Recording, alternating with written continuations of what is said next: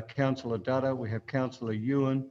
We're currently missing Alderman Sexton and Alderman Zuko, but we have enough to proceed. So I'll open the meeting. Chair, sorry. Chair, Alderman Sexton is an apology, Chair. Thank you. All right. So Alderman Sexton is out. I'd like if someone could move to co-opt Councillor Harvey, please. Yeah, I move. Thank you. Thank you, Councillor Dutta. I'll put that to the vote. All those in favour say aye. Aye. Thank you. There's been nobody dissenting. I'll welcome Councillor Harvey to the meeting. Thank you. I'll move to confirmation of the minutes of the open portion of the Economic Development meeting of Thursday, the 30th of July. Ask someone to move those, please. I'll move those. Thanks, Councillor Ewan. I'll put those up to the meeting as a true and correct record. All those in favour say aye. Aye. Thank you. Nobody dissenting. That's confirmed. There's no supplementary items. Indications of pecuniary and conflicts of interest on the open agenda, please. Not having seen any transfer of agenda items.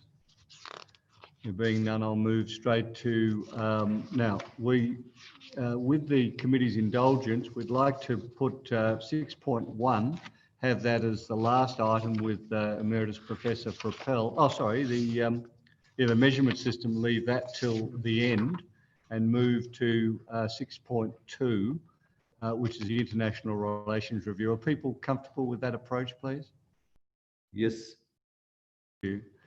So I'll pass over to the Director, but I'd like to make sure I don't forget, acknowledge the significant amount of work done by Lucy Knott to prepare this. It's a huge task and it's been beautifully well done. So thank you for that. Director.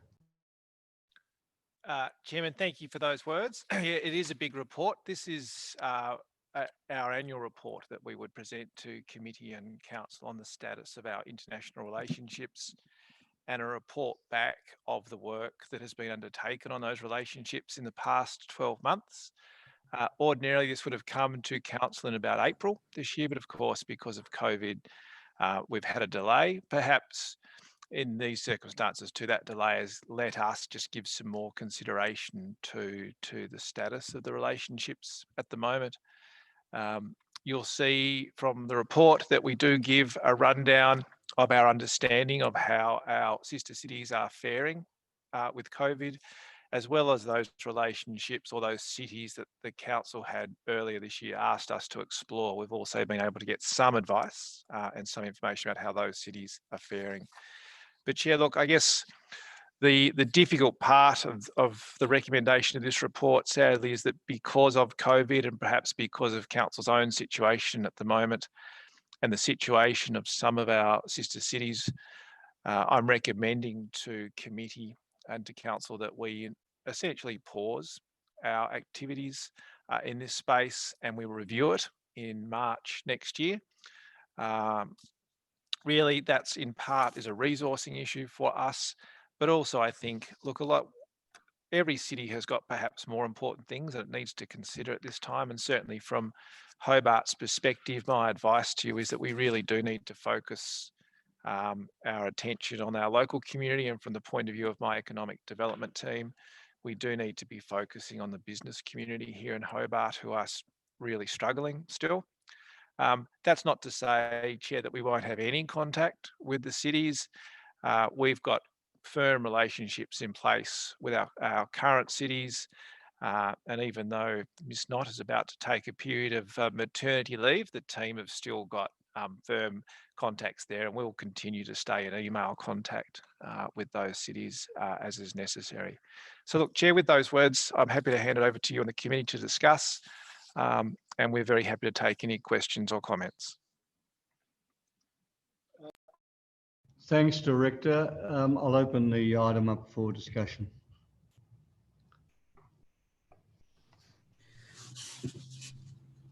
Any takers? Yeah, I just have a question. Councillor Dutta. The question is in regards to the communication with South Korean embassy or the contact there. Has there been anything or any progress in that particular area? Yes, there has. I have a dual role here as the consul for the Republic of Korea in the state. Lucy asked me to make contact with the embassy. I had a discussion with the embassy last week. They're attempting to find the appropriate officer within the Incheon City Council. Incheon is, of course, where the Antarctic Division for the Korean Antarctic Mission is located. They've got a very long-term relationship with the Antarctic Division here, and they've done a lot of joint visits to each other's facilities. That is coming. At one stage, the Korean government thought we were very interested, and we were, in the island of Jeju, which has a sister state relationship with Tasmania, but they're now well aware that we want to develop that relationship directly with Incheon, and I expect even before this comes back to council that we will have that relationship, we will have that person or individual to contact Councillor Dutta. Thank you very much. And just a follow-up comment that I want to make. It is my understanding from the report that contact with the other two cities, the Indian one and the Nepal one, is progressing well. Perhaps, is Lucy on the line? Yeah, Chairman, yes. through you, certainly we had very quick a response from Jiri in Nepal, and so we have been in firm contact with Jiri. Lucy, I don't know whether you can unmute. I'm just not sure whether we've actually had a firm communication with Kerala, or in fact it's been through the stakeholders supporting the Kerala relationship. Thanks, Tim. Through you, Chair, in terms of Koshi, the contact has been through local contact, so we haven't had a firm response from the Mayor of Kochi, but we've received resounding support locally, and I do note that when we initially started to research the topic of a relationship, I received lots of correspondence from Kochi, from the Vice Chancellor of the University, from the Chamber of Commerce, lots of supporting organisations, but yes, we're yet to hear from the Mayor. Thank you. Councillor Ewan. Nothing really to say. I guess it's sad, but it makes sense that we need to sort of put this all on hold. And I'm happy to move the recommendation if nobody else would like to add anything to the discussion. Look, thank you very much for that. The only thing that I discussed with the director before this meeting was whether or not each of the cities that are actively engaged with us, or sorry, each of the cities that we already have a relationship with, whether there might be a project we can progress electronically in the meantime, so that we're not just saying, talk to you in a year's time. We actually have got something that maybe we're progressing. Maybe, for example, and I'll use a silly example probably, the issue of augmented intelligence or artificial intelligence. One of our sister cities might have some real advances in that area. And I just think it's, depending on the director's feelings on this, on resources, whether or not there's an opportunity to keep one small project alive with each of our established cities, and perhaps even with the ones that we're looking at, just so we keep connection with the individuals. And in that case, it was interesting that one of our two Chinese cities now are very keen to keep the relationships going. So I think potentially there is a way in which a small project could be advanced. Now, I don't know whether or not, Councillor Ewan, you could add a part 6 simply to the fact that in the event that a project or projects could be advanced electronically over the next 12 months, that we try to support those projects if they're relevant to us. Chairman? Yes, Councillor Harvey. Look, I support the motion, but I don't support a part 6 for looking for other projects. I think we put a halt to it and pause it until March, like the officers have suggested. We've got our main officer that works in this space about to take maternity leave, as you've been informed.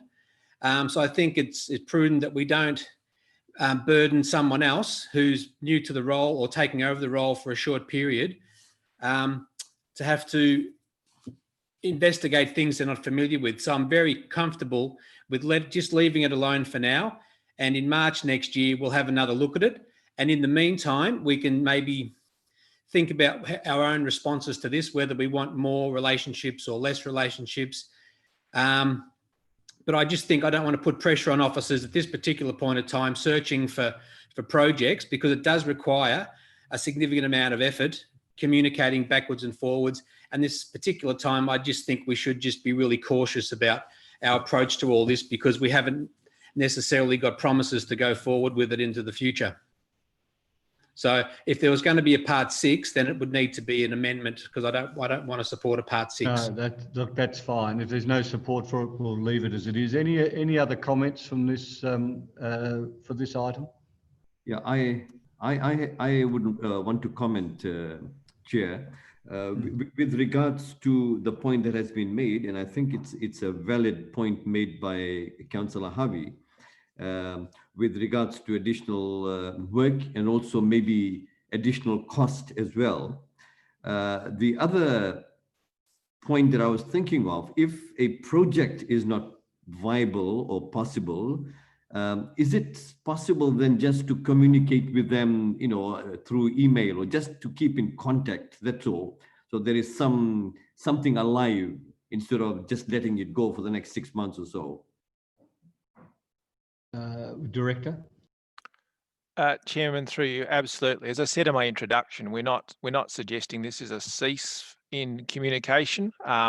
We will continue to communicate with all the cities. I think they would think it's strange if we didn't, but yeah, I do take on board the fact that I do have to consider the resourcing limitations of the team this time. And I think the idea of continued regular communication, Councillor Dutta, will definitely continue.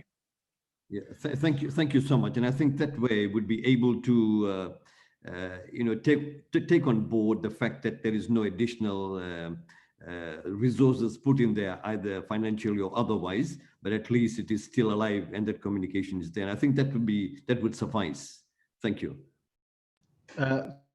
Thanks, Councillor Dutta. Look, we have a couple of other items, then we need the presentation, and we're moving up towards a workshop at 5 o'clock. So it's been put by Councillor Ewan. I'll put the item. All those in favour say, well, all those in favour. And if anyone has an issue, please let me know now. Sounds like a better way to do it. I take it that everyone then is in favour, so that's passed unanimously. I'll move to item 6.3, the business grants update. There is a report summary, there is a recommendation. Chair, Director, do you want to make a comment up front, or will we take it that everyone's read the report? Chairman, maybe just a couple of quick introductory comments, just to remind elected members that it was the council that asked us to explore the idea of a business grants program. Council resolved that we should form a business consultative group in developing that program. My team did that. They also relied heavily on the survey data from the 200 small businesses we spoke to during the pandemic about what sort of a grant program were council to initiate one would be the most helpful. This idea of the adaptation and resilience grant is what has come forward.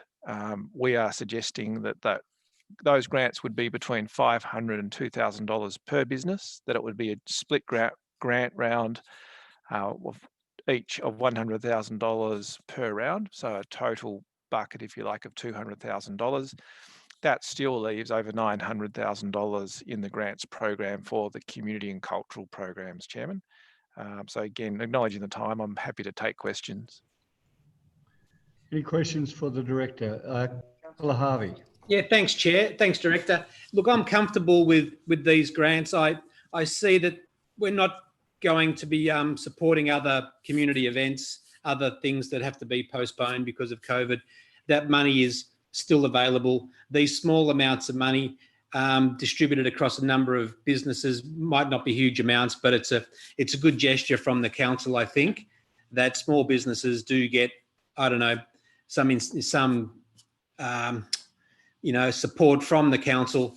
There's still money available for other grants rounds, but this would be the ceiling for me. I don't want to dip into that other 900 and something thousand, which is available for other grant funding. So I'm happy to support the combination of the 89,000 and the other, what is it, 140. I've lost it now. Anyway, the two totals. I'm happy to support that, and I'll move the motion that we do so. Thank you.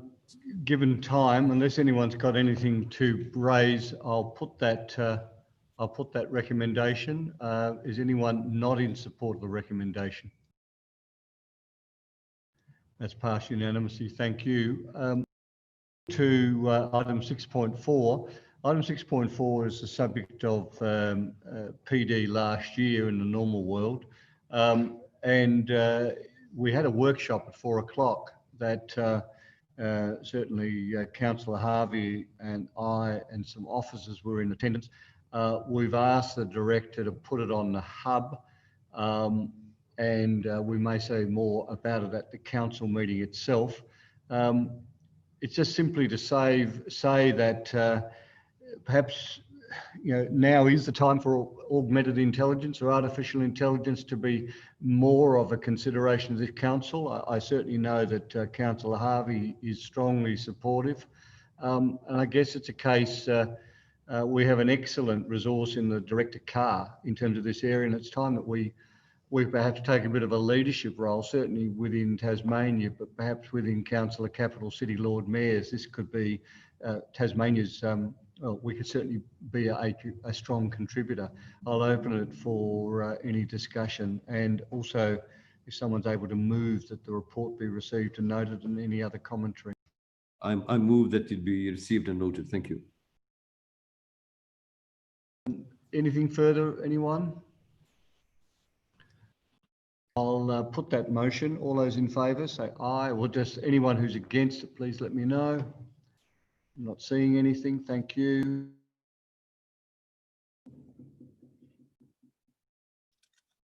I'll move now to, before we do the status reports, I'll move to 6.1, which is Emeritus Professor Frappel's introduction. Craig, have you got Professor Frappel? There, I see him there. Thanks, Peter. If you have the floor, please, please dazzle us. I have the floor. Hi, sorry.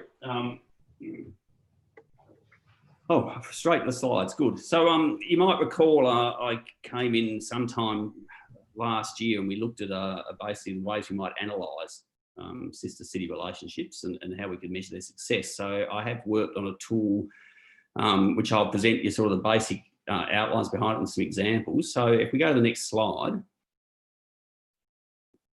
So effectively, the way I see it, having conversations with various people in council, I think, is that you have a number of requirements around a sister city, and these are what I'd call that it needs to be a condition that's met.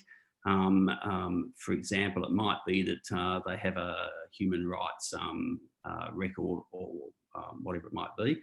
And then within any sister city relationship, because you're looking at it from a council point of view, there are a number of stakeholders, which could be individuals or collectives, as I defined up there, that will receive a benefit, and those stakeholders have a benefit. Now, we can package all those up. The requirements stand alone, because I think that's one score you can look at, and we can look at the stakeholders multiplied by the benefit. There's two ways of looking at it. I've called it a benefit score and a net promoter score. And I'll just give you a little bit of background of how we work these. So if we go to the next slide. So here's how the scoring might look on something. So if we look at that top sort of grey box, you've got there the stakeholders across the top. There are 4 stakeholders here, and we decided in this particular case not to use stakeholders 3. So it's marked as a blank there, not a Y for yes. And we've got the benefits down the side. Now, we can, for instance, for a stakeholder for benefit 1, we can score whether we think this is a high benefit or a weak benefit, or in fact do not include even. And so we can go across it. We look at that first line, we're scoring a 5, 4 and a 3, because we're not using the third stakeholder. And we can do that for all our benefits. And we can also then weight a benefit. So we might decide that benefit 1 is 2.5 times more beneficial than benefit 3 in the way we're looking at this particular sister city relationship. Down there in the blue box, the requirements are quite simple. I mean, in the ideal world, a requirement would be a binary. It'd be yes or no, but people don't think that way. So we've basically got a little bit of greyness in there for you. So it might be nearly meets or just not meet. Go to the next slide. So the way it works is if you look at with a benefit weighting and a benefit score, the most you could get for anything on that scale is 25, because we weight the benefit at 5 and we can score a 5. And then that table there basically shows you all the various scores you can get. And to work out the weighted, or to work out the benefit score, it's simply the sum of all the weighted scores that you're given over the possible maximum score, which would be how many cells we were scoring in multiplied by 25. And then I use what some of you be familiar with, a net promoter score, which basically package things up. And it basically says, if we've got a score from, I've indicated those in the green there, a very high score, that's a strong benefit. And then we have what we call weak scores down the bottom, and the neutral really doesn't tell us anything. So a net promoter score, often used when you're doing surveys in supermarkets, or whether you've shopped at Mars and you enjoyed the experience, is basically calculated by taking the percent of the strong benefits away from the percent of the weak benefits, and we end up with a net promoter score. And in terms of the requirement score, that is actually not the sum, but it's the multiplication of those. I consider requirements, there shouldn't be too many of required. And if you score low, that would actually be in the red. And if you scored a 0, because it's a multiplicative approach, it would actually wipe out every requirement on that scale. So if I go to the next slide, I think so the way it works in this template is, council can look at and define what it considers the benefits. And these are some examples that Lucy sent me, the sort of things you might look at. It's ask-based collaborations or business-to-business links, etc. And you can decide who your stakeholders might be. And then you can decide what your requirements are.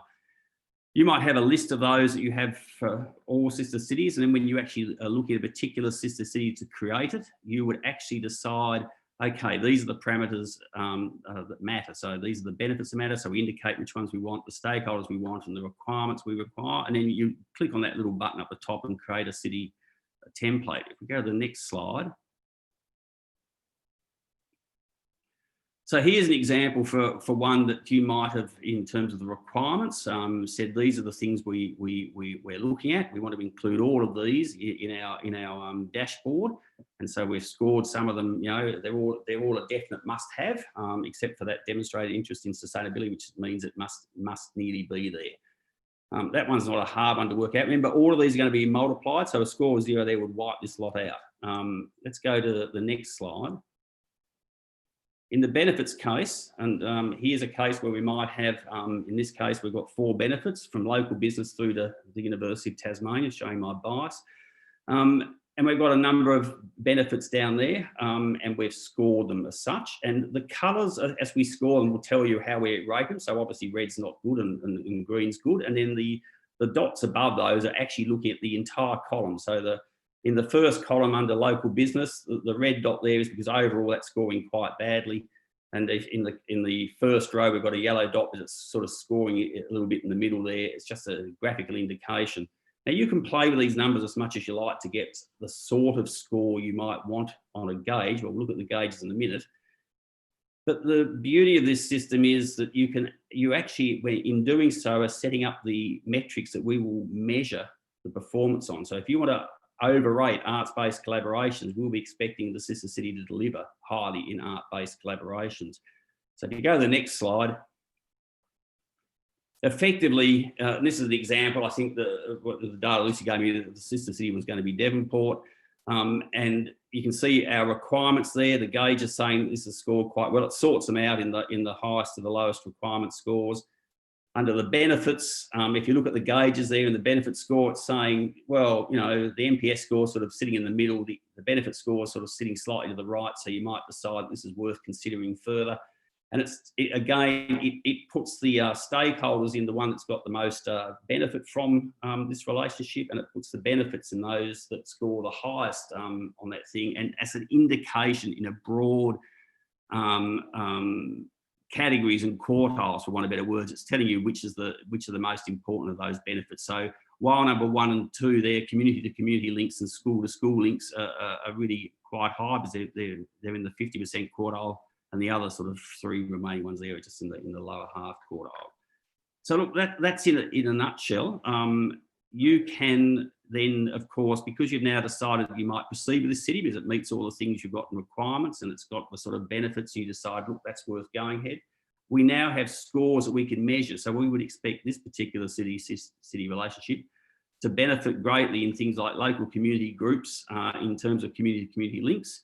And it might in terms of business to business links be more important for things like the state government and the University of Tasmania. And we now have a score, and based on what you decide to value those scores at, you've got your metrics for later measuring.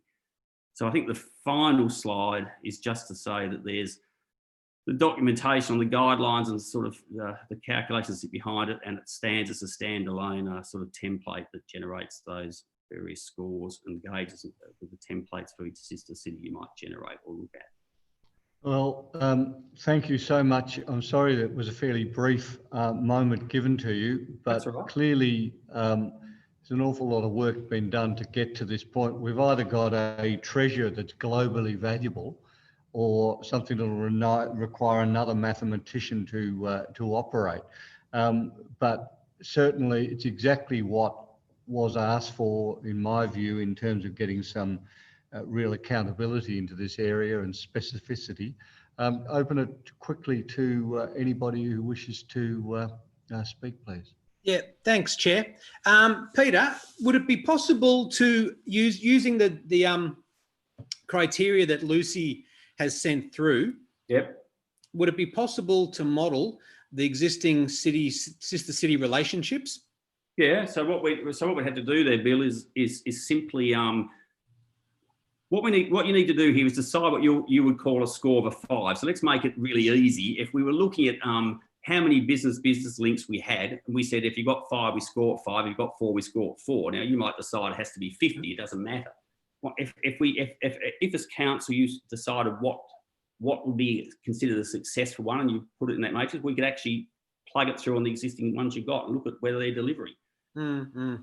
Yeah, okay, that's the tricky part. So who's going to decide which criteria we want to use and how many units is going to make it a higher score? So yeah, interesting, because we'll all have, don't ask us, because we'll come up with 400 different answers for you. Oh, that's easy. We can distill it down if you do. Retrofitting is always going to be hard than starting at the beginning. Because as I said, at the very beginning, you're going to set a score, and I don't mind what it is, Bill. If we just choose how many businesses it is, and you say, look, a 5 means they've got to have 50, that's fine. And then if we, in trying to establish that city, we say, oh, look, we're going to do really well on business, we're going to score to 5. Remember, I've now got a metrics, because the gauge went into the green because we scored it falsely. I've now got a metrics that I can ping you on in 2 years' time and say, well, you said this was going to be a great sister city for business to business relationships, and we did not get there. So I would be scoring very carefully by assuming it's informed decisions that you're putting in the scores too. So you've spoken to your businesses, you've got business opportunities when you set something like that up. Well, I think Yazoo is the most, sophisticated relationship we have, and most engagement. So maybe benchmarking it, Yep. Again, I'd be happy to work with council. I mean, look, as I said to Tim and Lucy and Luke, I'm happy to help get this to work and tweak it and do what we need and help you sort of get the scores and work out how it works. I'm more than happy to do that. Okay. And if you've got a good example, let's plug it through and see what we get. Yeah. All right. Look, we've got to continue to move here, but thank you. Is someone able to please move the recommendation this be received? Happy to move that, the presentation be received. Okay. unless there's any dissent, does anyone wants to say anything else? We'll put that to the vote. I'll put that to the vote. All those in favour say aye. Aye. Against, we're there. Thank you. Thanks very much, Peter. We'll All talk right. soon. Well, I'll go to Thank the you. bar that's behind me. See you Yes, all later. you look like you're equipped. All right, so folks, 7.1 committee action status reports. If someone's prepared to move those, please. I move. Thank you. So been moved by Councillor Dutta for receiving and noting. Anything anybody wishes to raise on that list, please? I'll put that to the vote. All those in favour say aye, or tell me if you're not happy. I see nothing. So I'll move to item 8, which is questions without responses to questions without notice. There is one there, the Taste of Tasmania. So someone could move that information be received and noted. Received and noted. Thanks, Councillor Dutta. I'll put that to the committee. All those in favour, unless anyone's got a problem. Thank you. I'll move now to questions without notice on the open. No questions without notice. I'll move to close the open portion and move to the closed. Move we go into the closed. Thank you. Thank you, Councillor Harvey. I'll put that to the vote. Everyone in agreement? Thank you. So I'll close the closed.